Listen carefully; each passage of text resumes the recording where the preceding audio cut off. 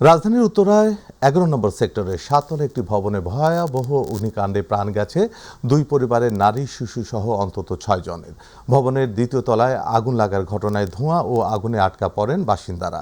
সকাল 8:45টার দিকে এই ঘটনা ঘটে। ফায়ার সার্ভিস সদর দফতরের মিডিয়া সেল থেকে পাঠানো এক বিজ্ঞপ্তিতে প্রথমে জানানো হয় নিহতের সংখ্যা ৩ জন।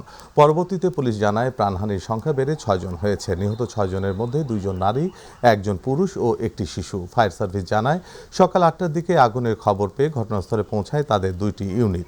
এরপর ফায়ার সার্ভিস সদস্যদের চেষ্টায় 8:25 আগুন নিয়ন্ত্রণে আসে।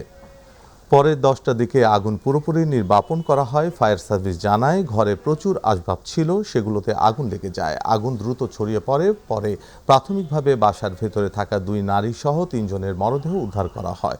বৈদ্যুতিক শর্ট সার্কিট থেকে আগুন লেগে থাকতে পারে বলে ধারণা করা হচ্ছে। বিএনপি চেয়ারপারসন ও সাবেক প্রধানমন্ত্রী প্রয়াত বেগম খালেদা জিয়ার স্মরণে রাজধানীতে অনুষ্ঠিত হচ্ছে নাগরিক শোকসভা। জাতীয় সংসদ ভবনের দক্ষিণ প্লাজায় এই শোকসভার আয়োজন করেছে নাগরিক সমাজ। এতে বিএনপি চেয়ারম্যান তারেক রহমান ও জিয়া পরিবারের সদস্যরা উপস্থিত হয়েছেন। স্মরণ সভায় যোগ দিয়েছেন বিভিন্ন দলের রাজনীতিবিদ ও বিশিষ্ট ব্যক্তিরা। উপস্থিত রয়েছেন অন্তর্বর্তী সরকারের প্রতিনিধিরাও। সাবেক প্রধান বিচারপতি সৈয়দ জে.আর. মুদাচ্ছির হোসেনের সভাপতিত্বে সভায় বক্তব্য রাখবেন পেশাজীবী সমাজের আমন্ত্রিত ব্যক্তিরা। রাজনৈতিক দলের কেউ বক্তব্য দেবেন না। পেশাজীবী সমাজের শীর্ষস্থানীয় ব্যক্তিরা স্মৃতিচারণা করবেন বেগম খালেদা জিয়ার বর্ণাঢ্য রাজনৈতিক ও কর্মময় জীবনের। তুলে ধরবেন তাঁর দীর্ঘ সংগ্রামী জীবনের স্মৃতি।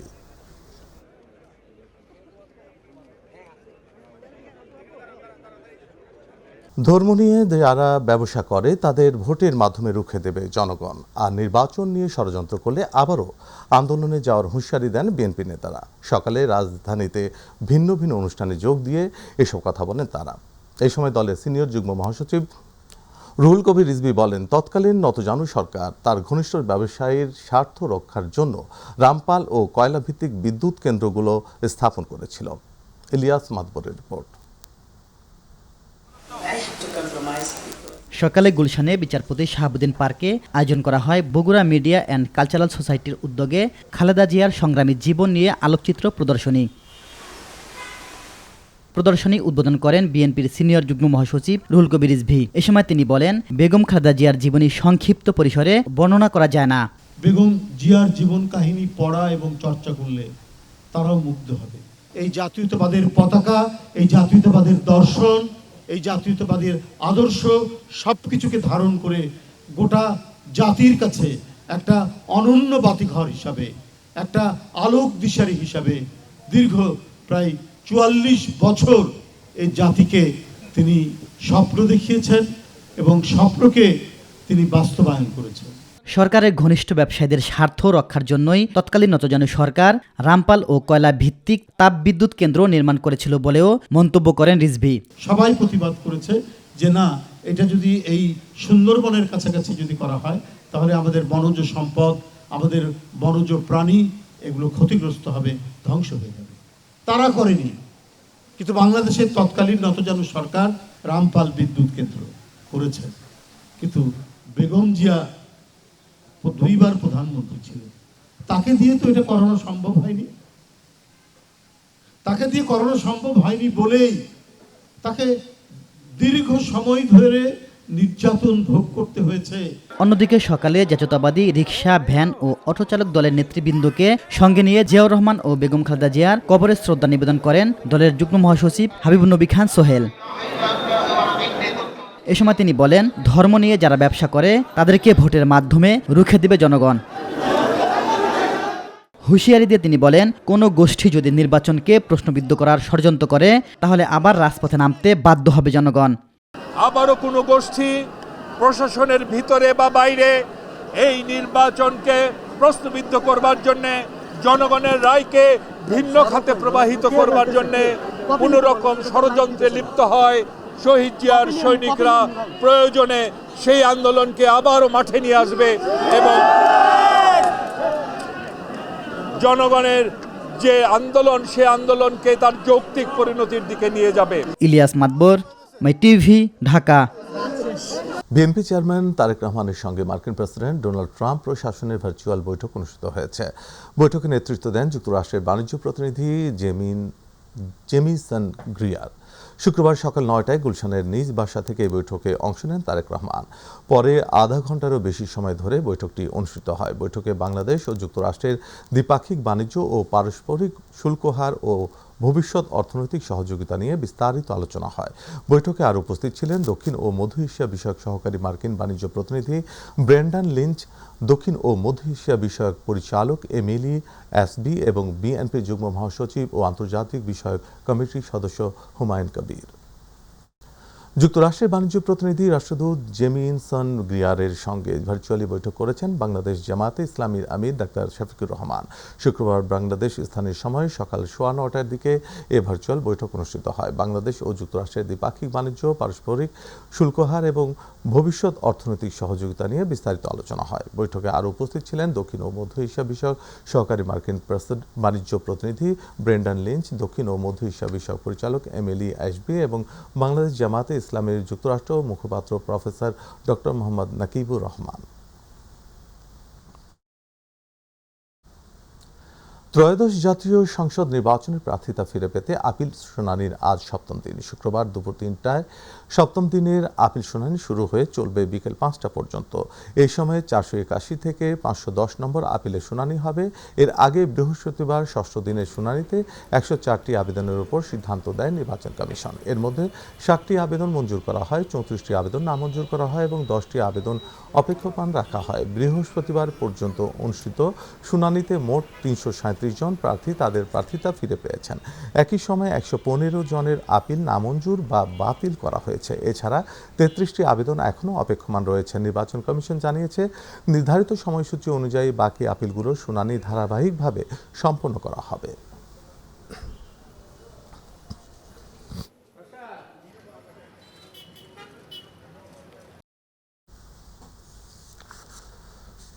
দর্শক, এই মুহূর্তে নির্বাচন কমিশন আছেন আমাদের সহকর্মী মিফতা গালিব। আমরা সরাসরি যুক্ত হচ্ছি তার সাথে। গালিব, আপিল শুনানি কি শুরু হয়েছে? প্রার্থীদের উপস্থিতি কেমন দেখছেন আমাদের জানাবেন।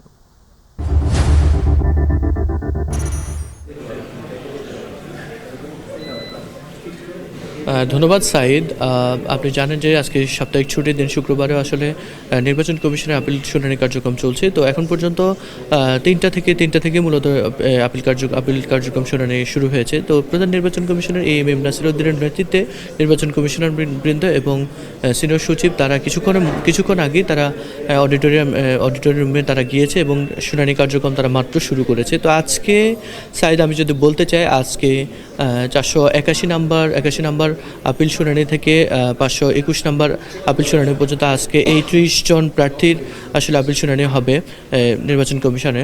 তো একটু আগে প্রধান নির্বাচন কমিশনার এম নাসিরউদ্দিন যারা প্রার্থী এসেছেন তাদেরকে তিনি অনুরোধ করেছেন যে যারা প্রার্থীতা ফিরে পাবেন এবং যারা ফিরে পাবে না প্রার্থী তাদেরকে যেন একসাথেই যেন দেশ গড়ার কাজে যেন তারা মনোনিবেশ করে, তারা যেন দেশের স্বার্থে এবং দেশের মানুষের স্বার্থে যেন তারা একসাথেই মিলেমিশে যেন কাজ করে। তিনি সকল প্রার্থীদের উদ্দেশ্যে এমন একটি মেসেজ তিনি দিয়েছেন।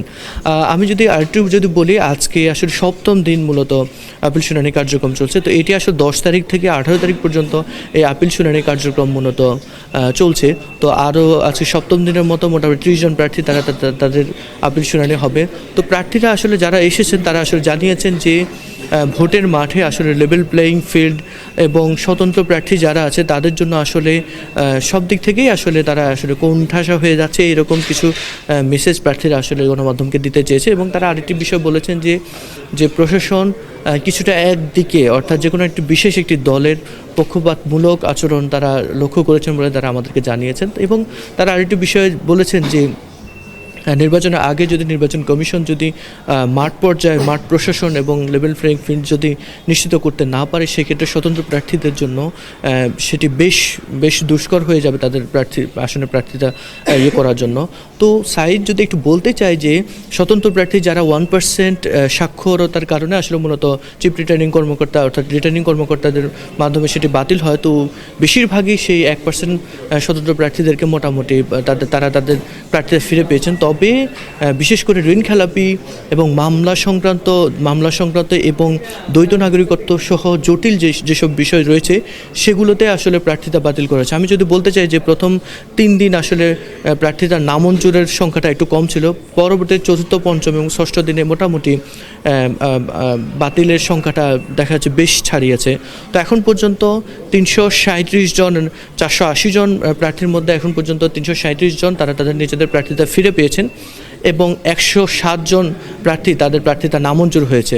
তো আমি যদি একটু আগে বলতে চাই যে এই টোটাল 300 আসনে প্রায় 723 জন প্রার্থীর আসলে প্রার্থিতা বাতিল হয় রিটার্নিং কর্মকর্তার মাধ্যমে। সেক্ষেত্রে নির্বাচন কমিশনে 645টি আসলে আপিল দায়ের হয়। তো সেক্ষেত্রে আজকে পর্যন্ত 481 থেকে 521 পর্যন্ত আজকে চলবে। তো এই ছিল রাজধানীর নির্বাচন কমিশন থেকে সর্বশেষ অবস্থা। সাইদ গালিব, আপনাকে ধন্যবাদ। দর্শক, নির্বাচন কমিশন থেকে আপিল শুনানির সবশেষ তথ্য জানাচ্ছিলেন আমাদের প্রতিনিধি মিফতাহ গালিব। 21 দিন নিখোঁজ থাকার পর রাজধানীর কেরানীগঞ্জের একটি ফ্ল্যাট থেকে মা মেয়ের অর্ধগলিত মরদেহ উদ্ধার করেছে পুলিশ। বৃহস্পতিবার রাতে মেয়ের শিক্ষিকার বাসা থেকে মরদেহ দুটি উদ্ধার করা হয়। প্রাথমিকভাবে এটি একটি পরিকল্পিত হত্যা বলে ধারণা করছে পুলিশ। সন্দেহভাজন ব্যক্তিদের হেফাজতে নিয়ে চলছে জিজ্ঞাসাবাদ। প্রতিনিধি শামসুল ইসলাম সনেটের তথ্যচিত্রে আতিকুর রহমান তিতাসের রিপোর্ট। রাজধানীর কেরানীগঞ্জে নিখোঁজ হওয়ার প্রায় 21 দিন পর কিশোরী ও তার মায়ের মরদেহ উদ্ধার করেছে পুলিশ। বৃহস্পতিবার রাতে কেরানীগঞ্জের মুসলিমবাগ ডায়াবেটিস বাজার এলাকায় একটি ফ্ল্যাট থেকে মরদেহ দুটি উদ্ধার করা হয়। এ ঘটনায় পুরো এলাকায় চাঞ্চল্যের সৃষ্টি হয়েছে। নিহতরা হলেন জোবাইদা রহমান ফাতেমা ও তার মা রোকেয়া রহমান। নিহত রোকেয়ার স্বামী শাহিন আহমেদ পেশায় একজন মুহুরি বলে জানিয়েছেন স্বজনরা। বৃহস্পতিবার সন্ধ্যা থেকে আমরা ফোন বন্ধ পাইছি, তারপরে শনিবার দিন এই বাসায় খোঁজাখুঁজির পর দিয়ে ঘর তালা মারা। গত 25 ডিসেম্বর গৃহশিক্ষিকার কাছে পড়তে এসে নিখোঁজ হয় স্কুল ছাত্রী ফাতেমা। মেয়েকে খুঁজতে বের হয়ে নিখোঁজ হন তার মা রোকেয়া রহমান। প্রায় 21 দিন পর মেলে তাদের মরদেহ। মেয়েকে আটকাইছে, হয়তো বা তার চেন নেওয়ার জন্য জোরাজুরি করছে, দেয় নাই। মাকে ফোন দিয়ে আনাইছে, তারা হয়তো বা কোনো জোরাজুরি করছে। এগুলো মনে করেন যে সামান্য চেনের জন্য তাদের দুইজনের হত্যাকাণ্ডের শিকার। যারা এরকম কোন করছে এখন ফাঁসি হয়। বৃহস্পতিবার সন্ধ্যায় গৃহশিক্ষিকা মিমের বাসা থেকে দুর্গন্ধ বের হলে স্থানীয়দের সন্দেহ হয়। খবর পেয়ে পুলিশ ঘটনাস্থলে এসে তল্লাশি চালিয়ে খাটের নিচ থেকে রোকেয়া রহমানের মরদেহ ও বাথরুমের ফল ছাদ থেকে কিশোরী ফাতেমার মরদেহ উদ্ধার করে।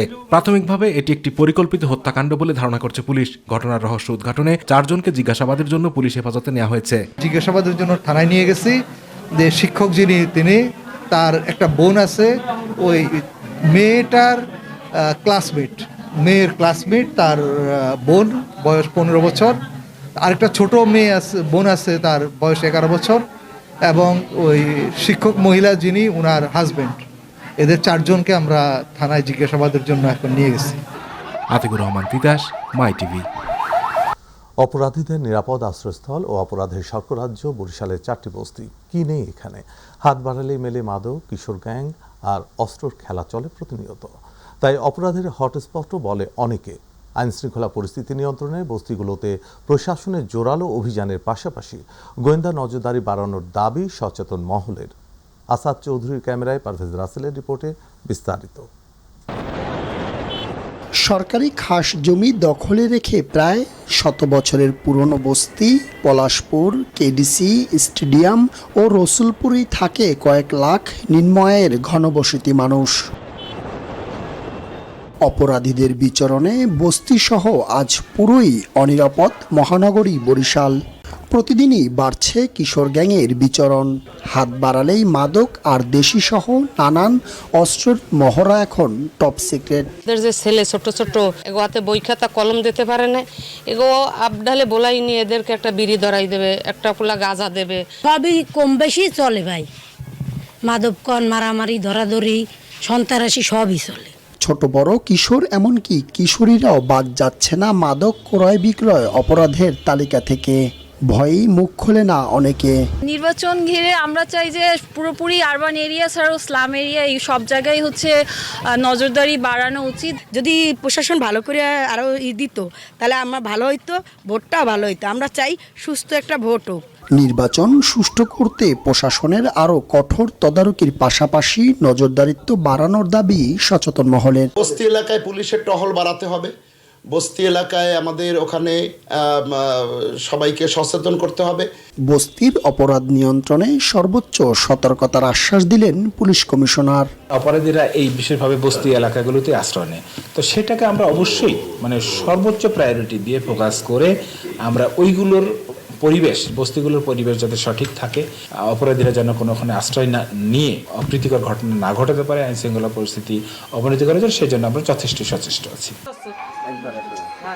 অবৈধ অস্ত্রধারী, মাদক এবং কিশোর গ্যাং সহ ভয়াবহ অপরাধীদের নিরাপদ আশ্রয়স্থল এসব বস্তিগুলো।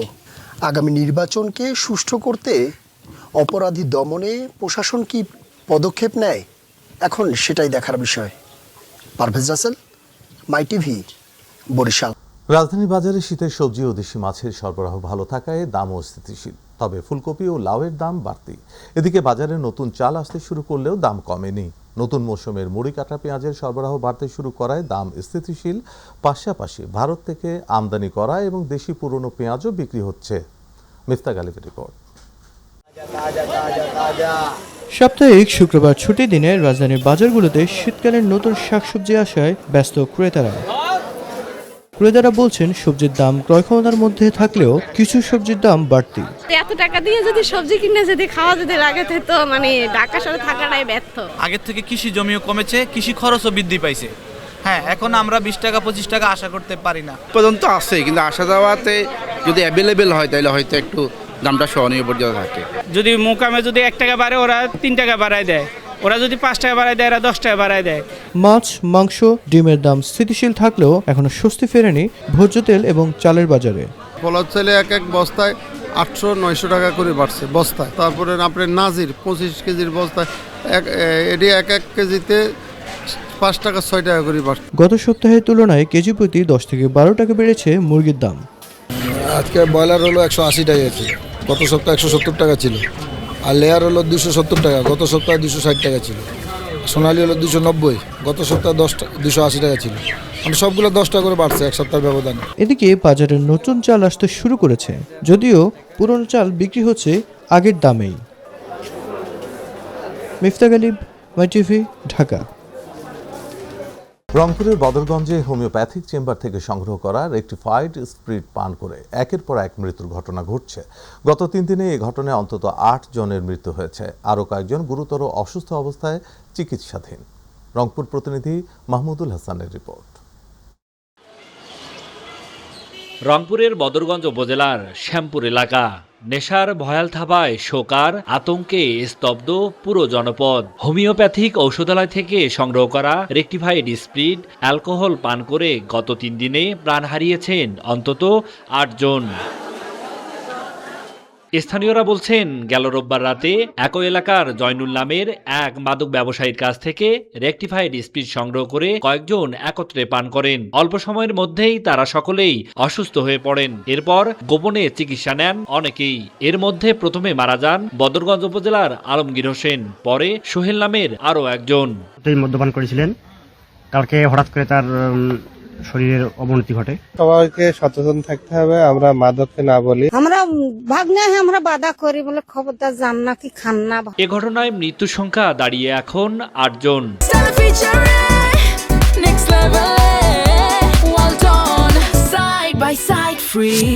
বাকি অসুস্থরা বিভিন্ন জায়গায় চিকিৎসা নিচ্ছেন অতি গোপনে। প্রশাসনের সঠিক নজরদারি না থাকায় বেড়েছে মাদকের এত ভয়াবহতা।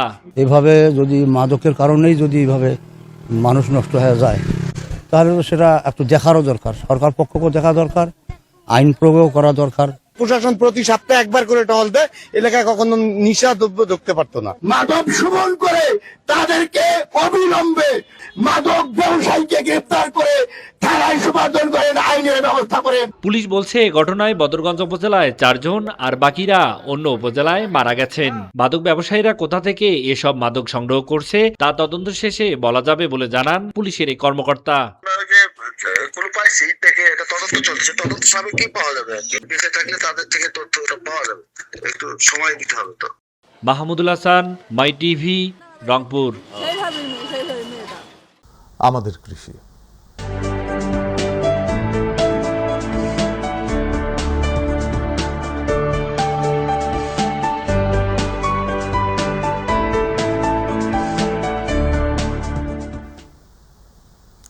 টাঙ্গাইলের ঘাটাইল উপজেলার বিভিন্ন এলাকায় সরিষার ফুলে মৌমাছির গুঞ্জনে ব্যস্ত সময় পার করছেন মৌচাষীরা। সরিষা আবাদ বাড়ায় একদিকে যেমন কমছে বিদেশি তেল আমদানির চাপ, অন্যদিকে স্থানীয়ভাবে পূরণ হচ্ছে খাঁটি মধুর চাহিদা। টাঙ্গাইলের ঘাটাইল থেকে মোহাম্মদ রায়হান মিয়ার তথ্য ও চিত্রে বিস্তারিত জানাচ্ছেন তামান্না সাদিকা। টাঙ্গাইলের ঘাটাইল উপজেলার সদর ইউনিয়নের মোহনপুর গ্রামে সরিষার হলুদ ফুলের সমারোহ।